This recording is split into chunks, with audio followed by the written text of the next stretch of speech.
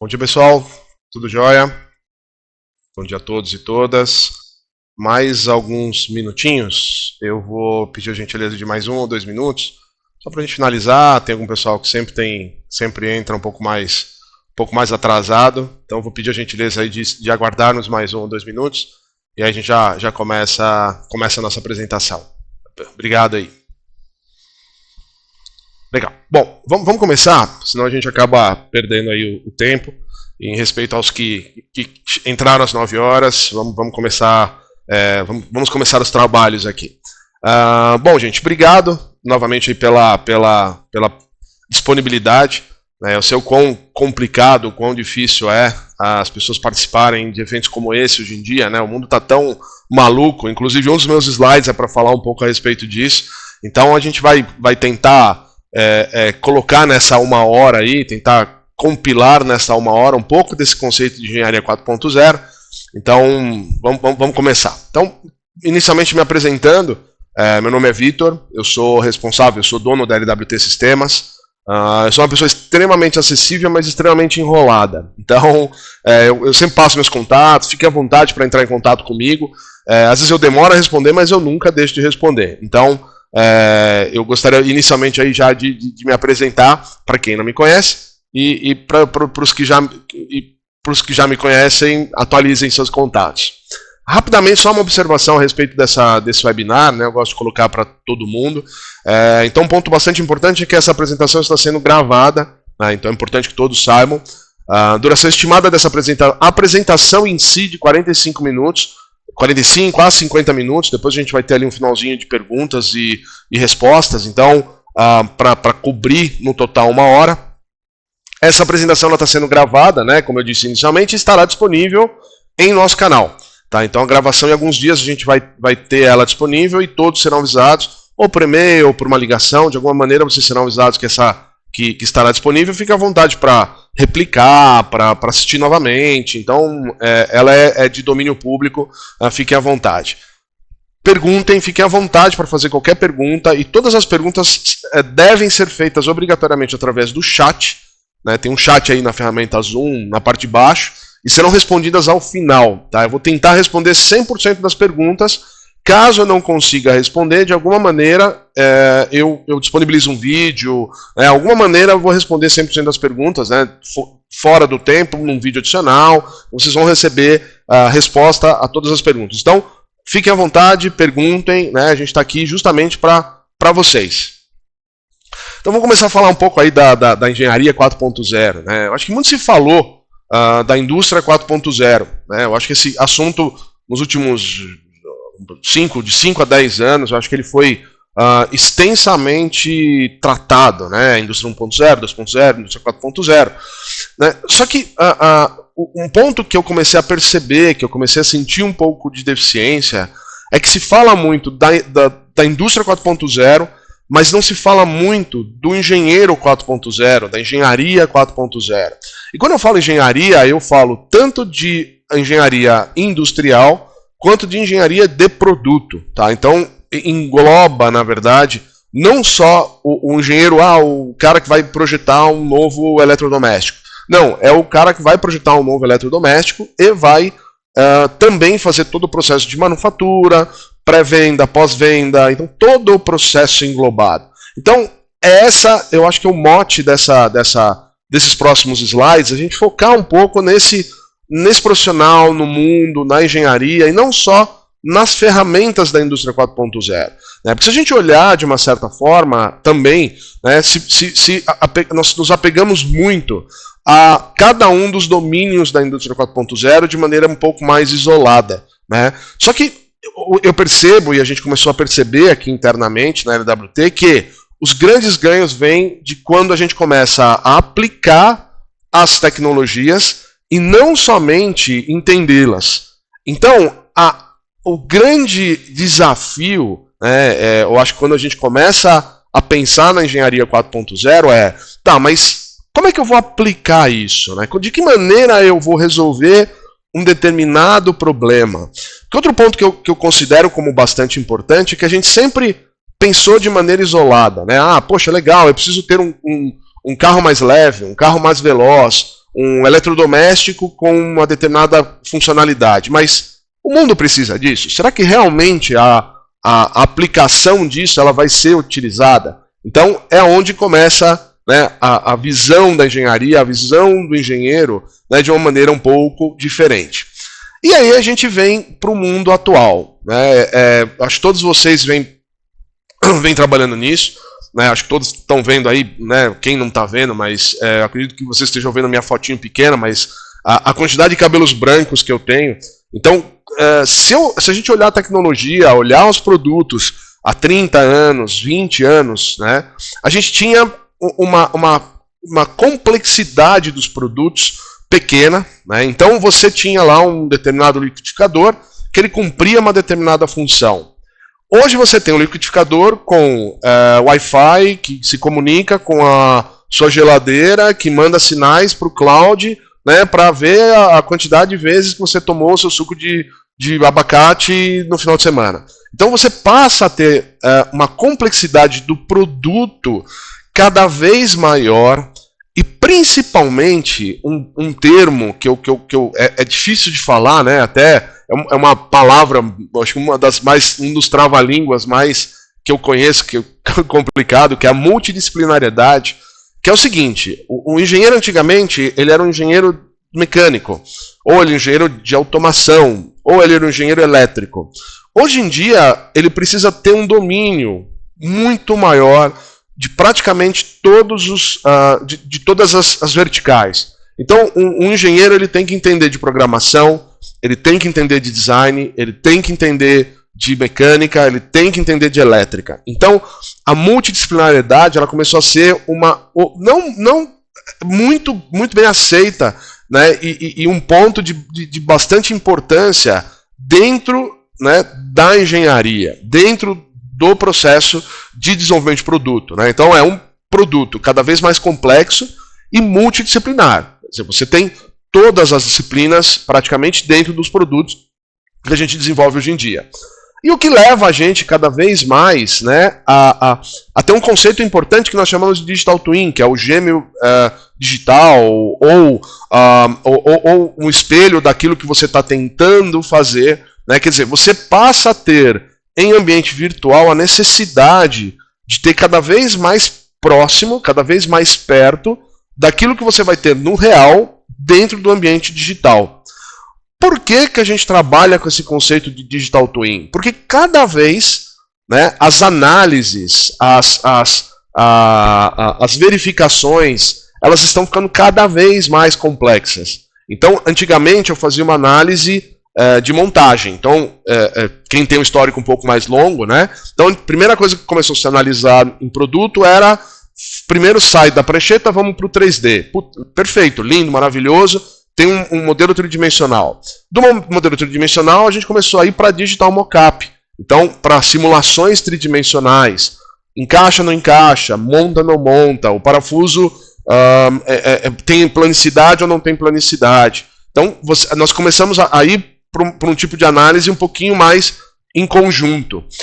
As coisas foram evoluindo até chegar a um ponto hoje que nós fazemos simulações de comportamento. Né? Então hoje você pode colocar num carro, por exemplo, 4 rodas, etc. E eu quero começar a simular com chuva, sem chuva, com pneu A ou com pneu B, motor elétrico ou motor a combustão. Então você consegue simular comportamentos. E as análises estão ficando cada vez mais complexas. Quer dizer, não é mais meia dúzia de continha, não, são coisas muito mais elaboradas que hoje a gente tem que se preocupar de uma maneira geral.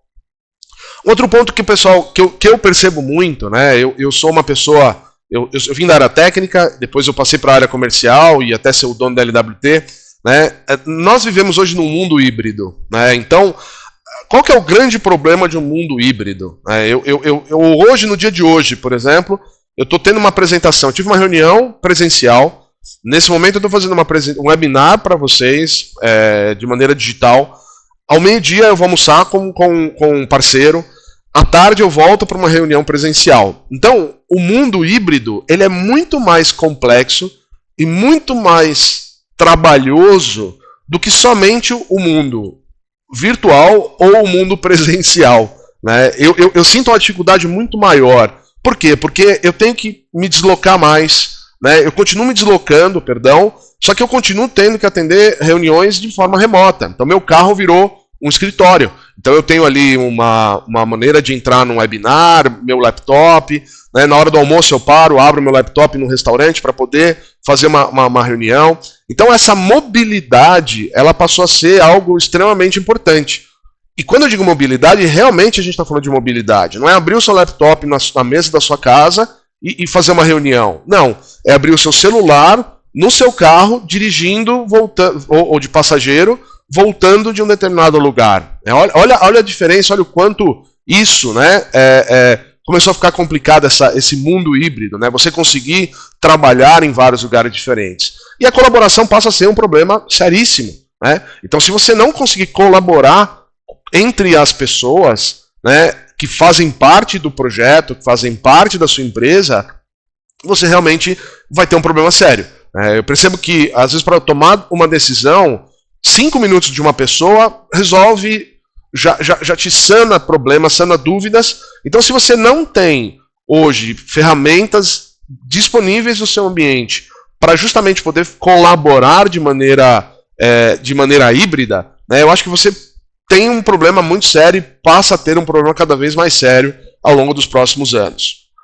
Aspectos importantes, né, que a gente não falava ali há muito tempo, né, e começou a falar. Então, por exemplo, o aspecto de economia circular. Né, eu fui até um cliente, um grande cliente nosso, né, e uma grande empresa, né, no segmento automotivo aqui no Brasil, eles têm uma extrema importância, e eles colocaram a economia circular como um dos principais objetivos para atender nos próximos 10 anos, para os próximos 15 anos. Então, cada vez mais se procura um ciclo de desenvolvimento de produto, né, cada vez diferente daquilo que a gente se preocupou. Né? 20 anos atrás ou 30 anos atrás, a gente preocupava com... Você não estava preocupado muito com o meio ambiente, se aquilo vai ser reciclável, se não vai reciclar. Não importava muito, né? Então, quando você passa a ter uma engenharia, algumas preocupações importantes, né, extremamente importantes, a coisa fica mais complexa. Quer dizer, não é mais só escolher qual o melhor material, mas escolhe qual o material, escolhe qual o melhor processo, escolhe aonde você vai produzir isso. Então, olha a quantidade de decisões e envolvimentos, né, que você traz para dentro do seu ciclo de desenvolvimento, simplesmente pensando num conceito de economia circular. Então, é importante. E o que eu volto a falar ali no começo, né, eu acho que foi um dos meus primeiros slides, e que eu retomo aqui, né, que a gente estava muito preocupado antigamente com as tecnologias em si. Né, e hoje em dia o mundo, de uma certa forma, ele é focado em soluções. Né? Se a gente olhar nos últimos 4 anos, 5 anos, sei lá, pega 5 desenvolvimentos tecnológicos que mudaram, né, a maneira com que nós fazemos as coisas, na essência, são simples, e eles vieram não de uma ideia maravilhosa, incrível, de uma pessoa tomando banho pela manhã, ou fazendo a sua barba, ou almoçando. Não. Vieram de demandas e problemas reais que pessoas tinham. Né? Eu vou dar um exemplo do Uber. Para mim, eu acho que foi um dos grandes avanços, e a maneira com que se trabalha o Uber trouxe o Airbnb, trouxe várias outras alternativas, mas qual que era o grande problema? Né? O grande problema era você, às 3 horas da manhã, conseguir um meio de transporte para ser levado do ponto A ao ponto B. Esse era o problema. Né? Você tinha que ou conhecer o taxista muito bem, né, e ele tinha que te buscar às 3 da manhã na sua casa para te levar até o aeroporto, e você tinha que confiar muito nele. Se ele te desse o cano, você não tinha como se deslocar, né, de um lugar para outro. Então, de novo, a engenharia ela é hoje focada em soluções. Não é mais, eu vou fazer algo melhor porque eu acho mais bonitinho. Não. O que hoje o mundo tem como problema, como demanda, e como é que eu vou sanar esses problemas. Né? Hoje, os cursos de engenharia, pelo menos alguns deles, não todos eles, mas grandes deles, já focaram, já mudaram. Né? Você não precisa mais aprender cálculo 1, 2 e 3, e Fourier, Laplace, etc. Não, você aprende como resolver um problema, e lá no meio da solução você vai ter que fazer cálculo. Então, é isso, né? O mundo está mudando nesse sentido. E eu acho que isso é o mais importante, né? Quer dizer, está ficando cada vez mais difícil ser engenheiro. A minha formação é engenharia, eu sou engenheiro, eu vejo o mundo hoje, eu já não sou mais um engenheiro, se eu não tivesse me adaptado, lógico, né? Mas a minha formação, a maneira com que eu pensava, a maneira com que eu agia, já não é mais condizente com o novo mundo, com a nova engenharia, com a engenharia 4.0. Então, esses pontos, de uma certa forma, que eu acabei de colocar, são pontos para a gente contextualizar um pouco da dificuldade que é hoje em dia ser engenheiro. Quer dizer, você não é mais uma tarefa simples, não é uma tarefa mais que você vai aprender só na universidade. Na verdade, você vai aprender isso ao longo da sua carreira, e você vai ter que se reinventar e mudar 300 vezes ao longo dos próximos 20, 30, 40 anos. Então, esse é um ponto importante. Aí eu venho num conceito que eu gosto muito, né? Eu gosto desse conceito de 3Ps: pessoas, processos e produtos, people, process and product, né? Também em inglês, coincidentemente também são 3Ps, então até para colocar, eu acho que é um tipo de literatura bastante interessante, que é o seguinte, né? De uma maneira geral, né, as pessoas elas têm certas preocupações, e essas preocupações elas são, lógico, relevantes, mas normalmente se foca muito num desses 3Ps, e acaba se esquecendo os outros dois, né? Então, às vezes a empresa compra um novo software e acha que aquele software vai resolver todos os problemas da empresa. Ou começa um investimento massivo em pessoas, treinamentos, etc., mas você não tem ferramentas ou processos adequados para isso. Então, todo o processo ele tem que ser pensado, na minha visão, já é um conceito antigo, não é um conceito novo, mas sempre levando em consideração esses 3Ps. E eu gosto um pouco desse slide, porque esse slide ele mostra, se você tem ali, né, os 3 pontos de uma maneira equalizada, né, que é o sweet spot, é bem aquele pedacinho pequeno de intersecção entre os 3 grupos, né, 3 conjuntos, pessoas, processos e produto.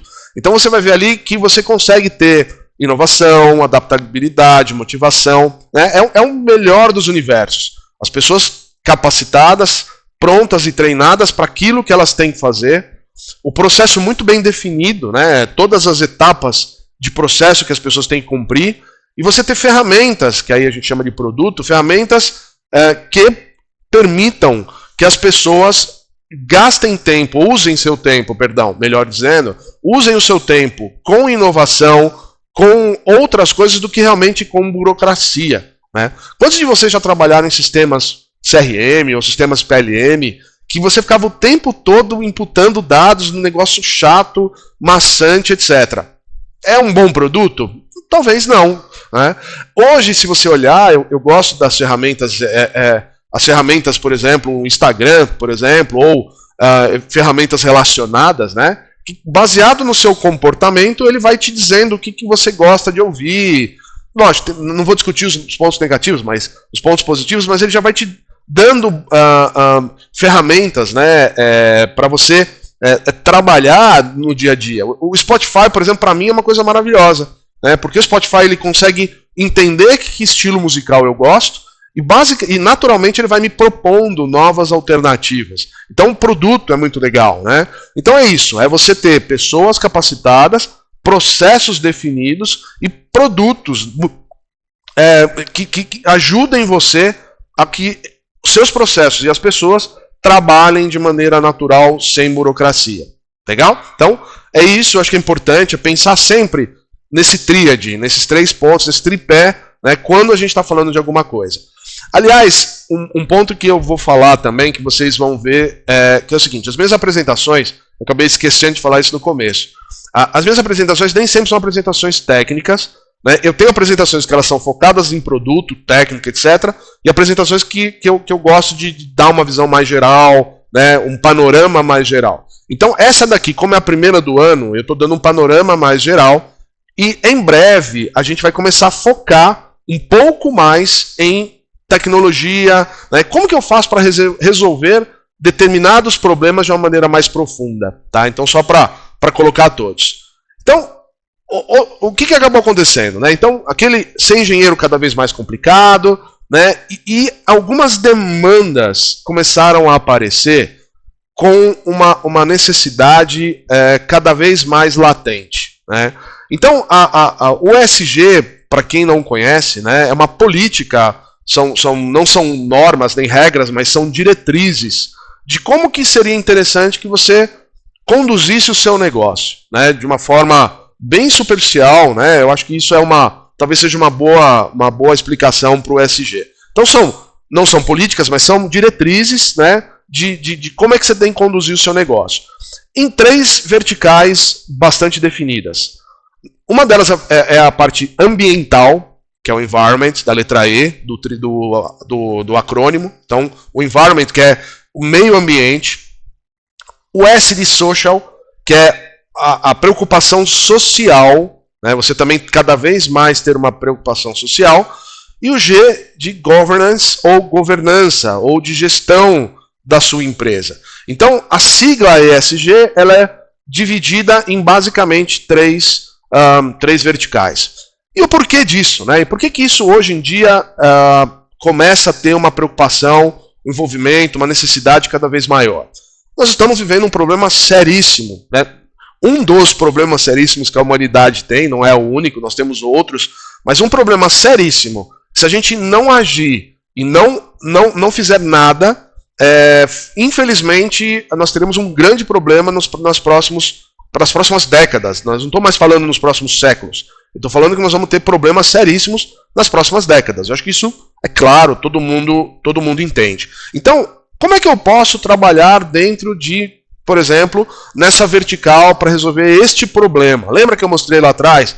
O engenheiro ele tem que estar preocupado em resolução de problemas. É isso. Nós temos um problema, que é o aquecimento global, e como é que eu faço para resolver esse problema? Uma das linhas importantes que a gente tem quando a gente fala de aquecimento global é o que nós chamamos de eficiência energética. Por que a eficiência energética ela é importante? Porque quanto menos eu gastar de combustível, de recursos, etc., mais essa eficiência, lógico, aumenta e menos recursos do planeta Terra eu estou utilizando. Então, quando eu consigo ter um carro com uma eficiência energética melhor, eu estou usando menos combustível. Simples assim. Se eu consigo ter um ar-condicionado com uma eficiência energética melhor, eu tenho menos consumo de energia. Então, a eficiência energética, dentro desse contexto, né, de aquecimento global, é um ponto de extrema importância. Então, quando a gente começa a pensar em aquecimento global, em eficiência energética, a gente tem várias linhas de trabalho. Né? Uma das linhas de trabalho que nós temos dentro da engenharia, por exemplo, é um processo chamado otimização topológica. O que é otimização topológica? É eu dar para um determinado produto, para uma determinada peça, para um determinado conjunto, não importa, as mesmas funcionalidades, porém com redução de peso ou redução de processamento. Então, quanto menos eu usinar, ou quanto menos eu processar, mais ecologicamente correto eu estou. Quanto menos isso pesar, menor o consumo de combustível ou de energia elétrica. Imagina hoje, por exemplo, um carro elétrico, independente do que seja, pode ser híbrido, não importa, mas imagina um carro, se ele pesa 1 quilo a menos, é 1 quilo a menos de peso a ser transportado e o consumo de energia será menor, o consumo de combustível, né? O consumo para fazer com que esse carro ande 1 quilômetro será menor porque o peso é menor. Então a gente passa a ter ferramentas interessantes dentro do ambiente de engenharia que passam a ter uma importância muito grande. Né? E aí começa a entrar um conceito que eu gosto muito, né? Que é o DFAM, que é o Design for Additive Manufacturing, que é o projeto para a manufatura aditiva. Em português tem umas pequenas... Porque a palavra design não é design no sentido de beleza, de formas orgânicas, é realmente a parte de projeto. Né? Então esse projeto pensando na manufatura aditiva. Então você passa a ter algumas preocupações e algumas características na hora de você projetar que você não tinha anteriormente. Então, por exemplo, né, eu vou dar um exemplo aqui, esse é um exemplo bem interessante. Do lado esquerdo, essa peça é uma peça para um suporte para cinto de segurança, que vai preso no chassi do carro. Então, do lado esquerdo, ela foi projetada e pensada, levando-se em consideração a manufatura convencional. E a peça do lado direito, ela foi pensada, idealizada e projetada, levando-se em consideração a manufatura aditiva. A peça do lado direito, ela tem as mesmas funcionalidades mecânicas da peça do lado esquerdo. Com relação, ela vai segurar o cinto de segurança, ela vai estar presa no chassi do carro, porém, geometricamente, vocês percebem que ela é bem diferente uma da outra. A do lado direito, ela é 40% mais leve do que a do lado esquerdo. E 20% mais forte, mais resistente do que a do lado esquerdo. Então, eu consegui, além de reduzir o peso, aumentar a resistência mecânica, né, o propósito desta peça, sem alterar em nada o funcionamento final. Agora, eu consigo fazer esse projeto do lado direito sem utilizar uma ferramenta de automação, uma ferramenta com inteligência artificial, uma ferramenta com machine learning? Muito difícil, por ser uma forma orgânica, é uma forma pensada. Então eu determino condições de contorno e a partir daí o software, a solução, a ferramenta faz isso de uma maneira geral. Então, quando eu consigo reduzir peso, eu estou aumentando, por exemplo, eu estou reduzindo a pegada de carbono. Eu estou aumentando, né, o viés ambiental desta peça quando eu faço isso. Tá? Então, é um pouco do que eu tenho colocado. Então, você tem ali do lado esquerdo, esse desenho aqui, a peça do lado esquerdo é a peça do jeito que ela é originalmente, e as peças do lado direito, elas são peças otimizadas, levando-se em consideração processos diferentes. Então, manufatura aditiva, machining, ou que é usinagem, e assim por diante. Uma das perguntas que talvez alguém faça, e eu não sei se já fizeram, porque eu não consigo ver as perguntas, mas que eu acho que é um ponto que é de extrema relevância, tá, Vitor, mas e o custo disso? Ok, esse é um outro ponto, né, que a gente tem que analisar. Alguns mercados hoje já estão prontos para isso, tá? Então, mercado aeroespacial, alguns mercados já automotivo, alguns segmentos já estão prontos para isso. Então, hoje ela é mais real do que realmente a gente não está tão distante assim. Então, são pontos importantes que têm que ser começados a levar em consideração. Outra ferramenta que tem se usado muito, né? Eu acho que e vai se usar muito aí no futuro, eu diria, é a inteligência artificial. Porém, né, outro dia um amigo me ligou e falou, Vitor, eu preciso entender como é que está a inteligência artificial no mundo, nesse universo de CAD, de engenharia e etc. E eu fui procurar muita coisa, dentro daquilo que eu tenho como base de informação, e não encontrei muita coisa com relação à inteligência artificial. Então, vamos explicar um pouco mais o que a inteligência artificial é, até para a gente contextualizar, que eu acho que é importante. Então, primeiro, né, a inteligência artificial é quase que uma escada, né, é quase que um degrau, que é composto por outras tecnologias, subtecnologias ou tecnologias intermediárias. Né? Uma delas é esse Deep Learning, que é algoritmos que permitem o software treinar a si mesmo e desempenhar tarefas. Então, por exemplo, você pode reconhecer imagens, reconhecer voz, reconhecer comportamentos. Então, baseado em determinados eventos, eu consigo saber que algo está acontecendo.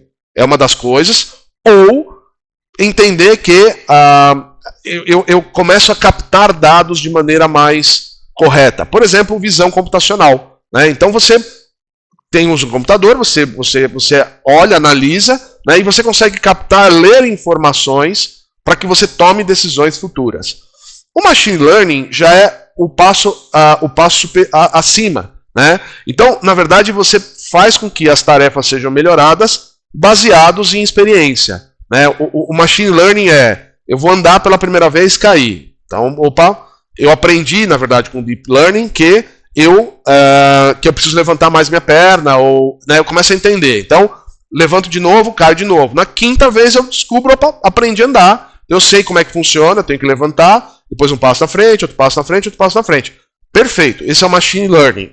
A inteligência artificial é eu começar a entender a lógica humana e começar a captar coisas vindas de fontes diferentes. Então, por exemplo, eu estou andando, beleza, mas eu percebi, se eu andar em direção à minha mãe vai me dar um carinho. Se eu andar em direção ao banheiro, eu consigo ir ao banheiro. Eu começo a tomar decisões baseado naquilo que eu aprendi. Então, hoje, se a gente olhar a engenharia de uma maneira geral, de maneira comercial, a gente ainda está dentro do machine learning. Né? A gente ainda está... Eu diria que algumas coisas sim já começaram a apontar na direção da inteligência artificial, mas cada vez a coisa está ampliando. Né? Então, é alguma coisa que a gente tem que estar antenado, tem que estar por dentro e que vai ser usado, vai aparecer cada vez mais. Né? Então, cada vez mais a gente vai ter características ou possibilidades, né, de você ter visões, por exemplo, uma visão computacional cada vez mais inteligente. Não uma visão computacional olhando para ver uma qualidade de uma peça, mas é baseado, por exemplo, olha, ela percebeu 2, 3, 4, 5 vezes que uma determinada peça ela saiu de um determinado parâmetro de qualidade. Aí essa mudança, automaticamente, ele vai avisar, por exemplo, para ir lá e ajustar um determinado parâmetro no equipamento que ele faz automático. Aí ele vai continuar percebendo que, peraí, não deu certo. Então tem que avisar o operador. Então, essas decisões, esse processo decisório, é onde entra a inteligência artificial e está chegando, está batendo na porta cada vez mais. Então, é um ponto importante. Legal? Então, falamos aí um pouquinho, né, a respeito de otimização e etc. E eu vou dar um outro exemplo que eu acho super legal, de dois aspectos que englobam um pouco disso tudo que eu acabei de falar. Para quem está mais no mercado automotivo, eu não sei hoje quem é o nosso público, né, aqui dentro desse webinar, mas eu vou tentar contextualizar a todos, para caso vocês quem não esteja muito ambientado a isso. Mas o Brasil ele passou aí nos últimos quase 10 anos, desde 2017, 16, 17, né, por 3 ondas, basicamente, para a indústria automotiva brasileira, que foi lá o programa Inovar Alto, depois ele foi substituído, né, amadurecido, substituído por um programa chamado Rota 2030, e agora nós estamos vivendo um momento de substituição. O ano passado foi divulgado, né, foi lançado na mídia, mas ele ainda não foi regulamentado, então ainda não sabe se exatamente para onde vai, mas tem o programa Mover. Então, olha que interessante, né, baseado naquele contexto que eu acabei de falar, de aquecimento global. Então, basicamente, 2 pontos que estão incorporados nesse programa Mover. Primeiro é a descarbonização. É tirar o carbono da onde? Não do combustível, mas do que ele chama do poço à roda. É desde a geração da geração do combustível, geração do meio, né, que vai servir como combustível, até a roda em si. Então esse é um primeiro ponto extremamente importante. Segundo ponto, a reciclabilidade, que é eu reaproveitar, eu pegar um determinado plástico, um determinado metal, algo que eu possa reaproveitar ou reciclar dentro do processo. Então, para vocês verem como esses aspectos estão ficando cada vez mais importantes, então esse é o mote da indústria automotiva para os próximos 20, 30 anos. Né? É essa descarbonização e a reciclabilidade, que são os 2 pontos dos quais eu considero como 2 pontos extremamente importantes. Para quem quiser conhecer mais, inclusive, em breve a gente deve fazer um webinar só desse programa Mover. Tá? Então, assim que a regra for definida, né, ou a gente tiver alguma coisa um pouquinho mais madura, né, com relação a esse projeto, né, a gente volta a falar a respeito dele aí um pouco mais para frente. Beleza? Então, voltando, né, então, olha outra preocupação, né, a reciclabilidade. Então eu tenho que olhar, né, hoje dentro do processo, poxa, legal, mas o que eu tenho que fazer, por exemplo, para que o meu carro seja o mais reciclável possível? Então, e é isso, não é mais só no carro, mas é do poço, né, do momento em que esse combustível apareceu ou ele está sendo gerado até a finalização, né? Todo mundo fala que o carro elétrico, na maneira que a gente está vendo hoje, é o futuro. Né? Eu participei essa semana passada do Autodata e eu senti, e não é minha opinião, não é o que eu estou falando, eu estou transmitindo algo que eu vi e notei, né, das principais montadoras. Eu vi uma palestra da Toyota, da MAN, de várias montadoras, da Toyota e Stellantis, que eles vão fazer? Na verdade, eles estão começando a criar uma matriz não só elétrica, puramente elétrica, mas, por exemplo, o híbrido com etanol, por exemplo. Então, hoje, o híbrido, se a gente for pensar do poço à roda, ele é a maneira mais ecológica, ou com a menor pegada de carbono hoje do planeta. Porque a gente esquece, por exemplo, para gerar energia em países europeus ou em países como Estados Unidos, sem queimar petróleo. Então você queima petróleo para gerar energia para colocar no carro. Então é uma das situações. Aqui no Brasil a gente já percebeu que o híbrido talvez seja uma solução legal de transição, né? O hidrogênio é outra tecnologia, na minha opinião, extremamente, aí é uma opinião, né? Extremamente promissora, mas ainda em fase de desenvolvimento. Então é isso que começa a ter cada vez mais a parte de reciclabilidade. E aí você passa a ter, por exemplo, ferramentas que te ajudam nesse processo, né? Então, o que a gente pode fazer? A gente pode ter ferramentas hoje, por exemplo, SolidWorks Sustainability, por exemplo.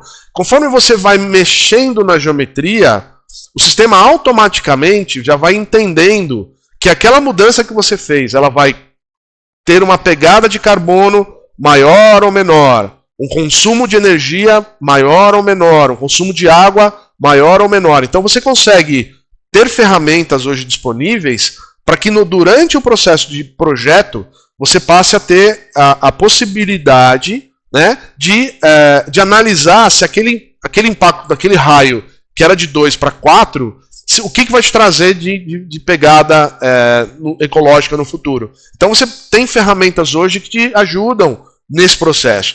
Poxa, Vitor, são ferramentas extremamente maduras? Não, ainda não. Mas a ideia, né? Para onde a seta está apontando? Eu acho que isso é um ponto importante também. Legal? Eu falei um pouco aí da parte do ambiente. Outro aspecto importante que é a responsabilidade social. Cada vez mais, né, a gente tem que ter uma responsabilidade social, que é o conceito do ESG que eu acabei de falar. Então, o que é responsabilidade social? Já falei de vários pontos aqui.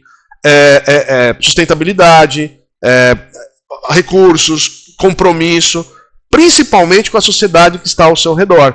Então, você implementar melhorias aonde você produz, né? Eu uso muito esse conceito já há muitos anos, que é o seguinte: toda vez que eu escolho um restaurante, a minha prioridade é o bairro onde eu moro.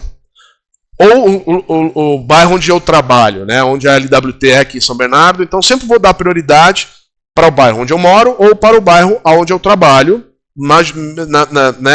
como primeira opção. Para uma compra, para uma utilização. Então, essa preocupação social ela é importante. Então, tentar melhorar cada vez mais o local onde você está, o entorno onde você está. Então, essa é a parte social do ESG. E uma das coisas que é importante é você produzir. Quanto mais próximo você produzir do lugar onde você usa, melhora. Primeiro, você melhora a parte ambiental, que você reduz a quantidade de traslado, de coisas indo e vindo e etc. Segundo, você capacita as pessoas que estão no entorno do lugar onde você tem a sua produção e aonde você tem. Então, essa internalização. Então, a gente está começando a falar, por exemplo, do conceito de manufatura aditiva. O conceito de manufatura aditiva ele é bastante interessante. Por quê? Porque a manufatura aditiva nada mais é do que uma fábrica, né? Você consegue produzir uma peça para uso final, né, em baixa quantidade ou em alta quantidade, depende do processo que você escolhe, né, no quintal da sua casa, quer dizer, no bairro onde você tem a sua indústria, ou próximo ao lugar onde você vai utilizá-la. Então, a manufatura aditiva, dentro desse contexto social e, não só social, mas social e de meio ambiente, você consegue colocar, você tem um pé em cada um dos dois, né? Então, esse é outro ponto que eu considero como importante, né? Trazer essa manufatura cada vez mais próxima com a utilização da manufatura aditiva. E outro aspecto também que o pessoal não fala muito e que eu acho que é de extrema importância, né? Eu sempre falo, eu dou o seguinte exemplo: você deve ter uma furadeira na sua casa. Eu usei muito a minha furadeira, então eu talvez não seja o melhor exemplo para dizer, mas eu diria que na grande maioria das pessoas tem uma furadeira em casa e ela não deve ter usado, você não deve ter usado mais do que 15 minutos essa furadeira somado ao longo da história da furadeira dentro da sua casa. Então você tem hoje muitas peças que são produzidas porque tem um negócio chamado estoque mínimo. lote mínimo. Então você tem que ter um lote mínimo de 1000 peças. Mas você vai usar quantas dessas peças? 2, 3, 4? Então, a manufatura aditiva também tem hoje um aspecto importante, pensando não só no ambiente social, você melhorar o entorno, melhorar onde você está, mas a parte ambiental com a produção sob demanda. Você vai produzir aquilo que você precisa usar, e não mais aquilo que o seu processo determina como um lote mínimo de produção. Legal? Então, outro ponto de extrema importância. E para encerrar o conceito de ESG, eu falo que é o conceito de governança. Quando a gente fala governança, é um ponto importante, né? Então, por que governança é um ponto importante? Porque hoje a gente sabe que, historicamente, a responsabilidade sobre os seus atos ela é extremamente importante. Quer dizer, você saber que você fez, você aprovou, você autorizou, né? Como é que o processo, né, chegou nesse ponto? Né? Como é que eu fiz para chegar até lá? Então você tem que ter ferramentas hoje dentro do seu processo para fazer com que essa gestão como um todo seja o mais amigável possível. Então eu sou da época que a gente gerava uma folha, né? Você tinha que fazer um pipado, você tinha que fazer alguma coisa, você tinha que escrever praticamente toda a história do que você fez, quando fez, etc. Só que papel aceita tudo, né? Você pode colocar, por exemplo, uma data errada, uma autorização errada, uma pessoa errada. Então, como é que você consegue jogar essa responsabilidade de administrar todo um processo, ter a governança de que a pessoa que assinou realmente é a pessoa responsável pelo processo, e que ela realmente verificou aquilo, e que aquilo realmente foi testado, e de quando eu precisar dessa informação, essa informação ela está disponível para mim. Então, olha que interessante, né? Quem já trabalha com software PLM já ouviu isso que eu acabei de falar de uma maneira, né, indireta. Tá? Então, hoje, ferramentas de gestão de documentação, gestão de CRM, RP, etc., já fazem isso de uma maneira direta ou indireta. Mas como é que eu consigo fazer isso de uma maneira natural? Eu acho que esse é o grande desafio. Por quê? Porque a engenharia está ficando cada vez mais complexa. Né? Eu acho que a gente está começando a ter certas complexidades que antigamente a gente não tinha. E para encerrar, né, eu acho que assim, o que a gente tem que fazer? Né? Eu acho que um resumo, né, daquilo que eu acabei de falar, né, eu acho que nesses vários slides, a gente tem que começar a repensar a maneira como a gente projeta, a maneira como a gente manufatura.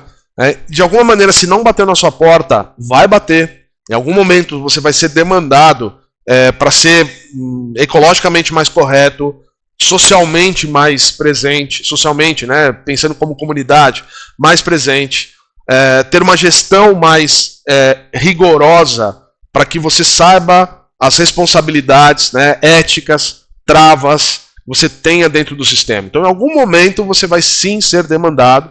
Então, você precisa repensar a maneira com que você projeta, a maneira com que você manufatura. Novamente, eu não falei de produtos aqui. Se você olhar, em nenhum momento a gente falou de produto. Em nenhum momento eu falei de uma solução que a gente comercializa. Né? Eu falei de conceitos. A gente tem ferramentas para tudo. Né? Basicamente, para tudo isso que a gente acabou de falar, a gente tem ferramentas interessantes, importantes, e a gente pode apoiar você durante todo esse processo. Ó, eu prometi 45 minutos de apresentação, eu tenho mais 2 minutos para entrar nas perguntas. Tá? Como a gente começou 9h02, eu vou até 9h47.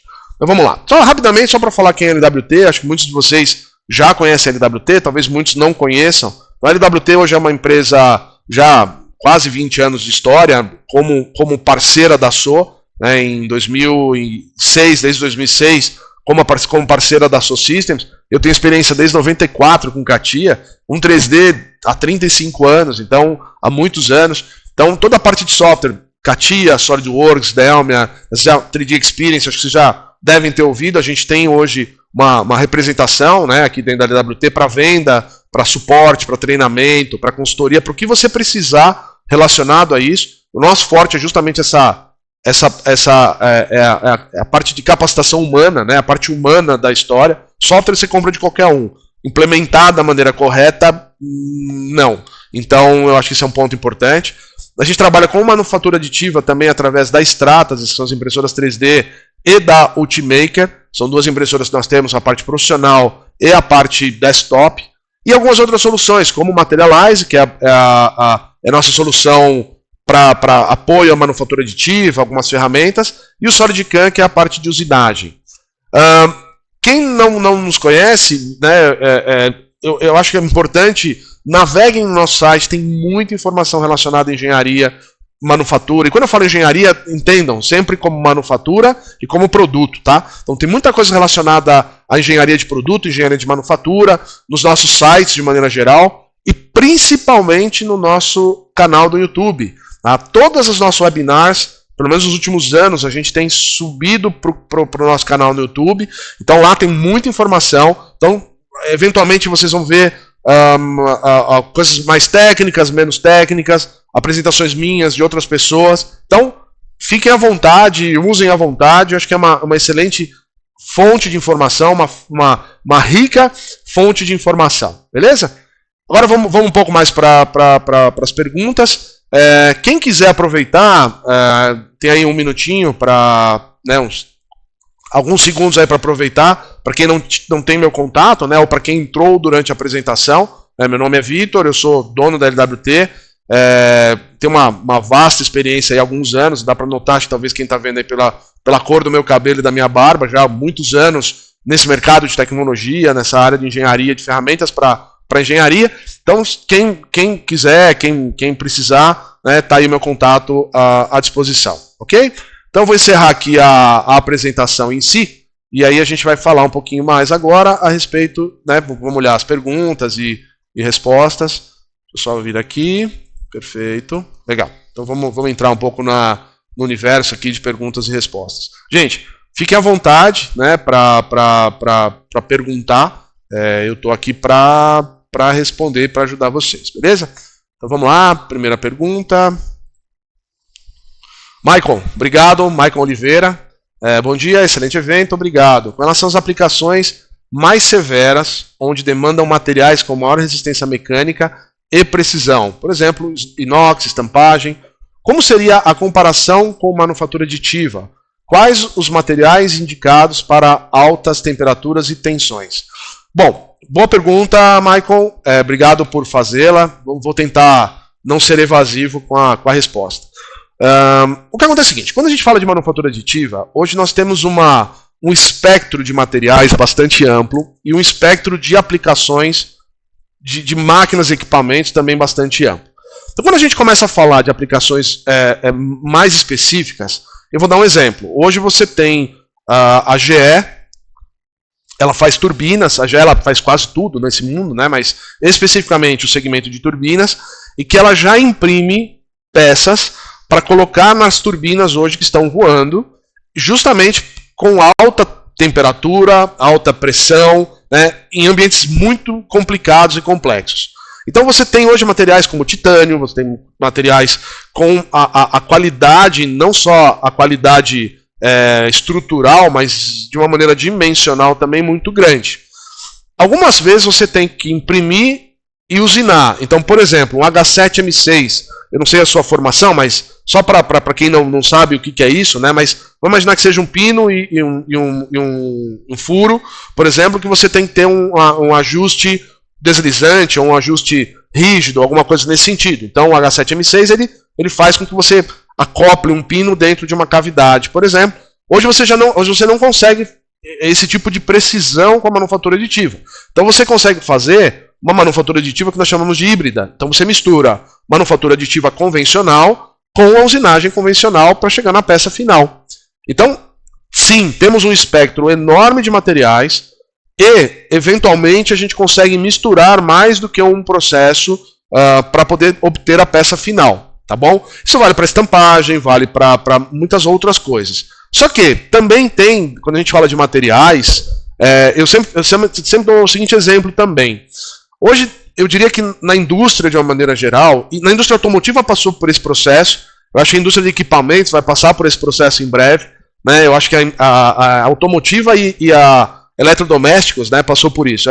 Muitas das peças eram metálicas. Por que eram metálicas? Porque o processo de injeção plástica às vezes é complicado, limitado e etc. Então, o que o pessoal acabou fazendo? Acabou optando em usinar porque na época era o melhor processo disponível. A indústria automotiva transformou. Hoje a maior parte do carro é plástico.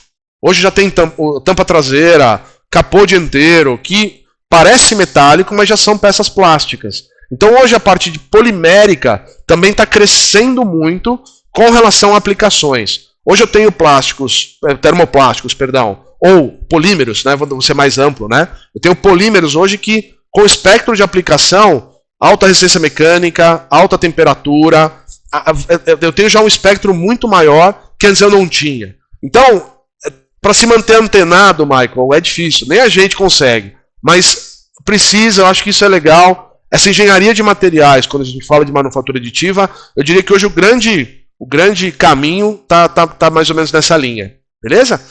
Não sei se eu respondi a sua pergunta, acabei fazendo uma resposta longa. Eu vi que o pessoal está meio tímido com relação a perguntas aqui, então, como eu tenho alguns minutos, eu acabei fazendo aí uma resposta longa. Beleza. Obrigado. Maravilha. Gente, mais alguma pergunta? Mais alguma observação? Mais algum detalhe? Isso aí, gente. Temos mais alguns minutos. Caso não seja feita nenhuma pergunta, eu caminho aí para o encerramento. Beleza? Bom, como ninguém mais tinha as perguntas, eu vou falar o que sempre o professor fazia. Eu falava que era um clichê, mas ou minha apresentação foi muito boa, ou não, porque ninguém entendeu nada do que eu quis dizer, ou eu consegui dar o recado. Acho que isso é importante. Então, legal. Gente, obrigado. Né? Gostaria de agradecer o tempo de vocês aí pela disponibilidade. Novamente, 1 hora não é fácil, né? 1 hora do dia de vocês. Lembrando que esse webinar ele foi gravado, tá? Então, tudo que aconteceu aqui nesse webinar foi gravado e estará disponível no nosso canal do YouTube em alguns dias. E a gente vai avisar vocês de alguma maneira, ou por uma ligação, ou por um e-mail, de alguma maneira vocês serão avisados. Perfeito, acho que todas as respostas foram respondidas. Eventualmente, se alguém ficou com vergonha ou quiser bater um papo um pouco mais profundo a respeito do assunto, tem meu contato, então fiquem à vontade aí para me contatar, ou a mim, ou alguém do nosso time, né? Que eu acho que é bastante importante. E é isso aí. Acho que eu encerro por aqui. Gente, novamente, obrigado. Tenham um excelente dia, uma boa Páscoa, né? Semana mais curta. Então aproveitem aí. Vamos acelerar que sexta-feira, né, é dia de... É feriado, então a gente tem a semana mais curta aí. Gente, obrigado. Uma excelente semana para todos.